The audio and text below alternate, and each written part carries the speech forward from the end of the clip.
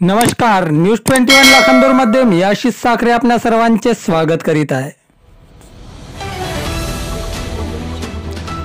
जमावबंदी आदेशाचे उल्लंघन करणाऱ्या आरोपींविरोधात गुन्हा दाखल, लाखनी पोलिसांची कारवाई।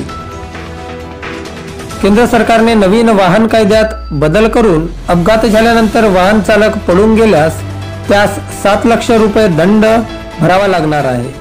या कायद्याला वाहन चालकांनी कडाडून विरोध करीत लाखनी येथील राष्ट्रीय महामार्गावरील हिंदुस्तान पेट्रोल पंप व इंडियन ऑइल पेट्रोलियम समोर बेकायदेशीररित्या जमावडा केला। जिल्हाधिकारी भंडारा यांच्या जमावबंदी आदेशाचे उल्लंघन करून वाहतूक अडविल्याबद्दल लाखनी येथील काही वाहन चालकांविरोधात कलम 341, 143, 145 व सहकलम 135 महाराष्ट्र पोलीस कायदा अंतर्गत गुन्हा नोंद करण्यात आला आहे। पुढील तपास सहाय्यक पोलीस निरीक्षक सुनील सोनवणे करीत आहेत।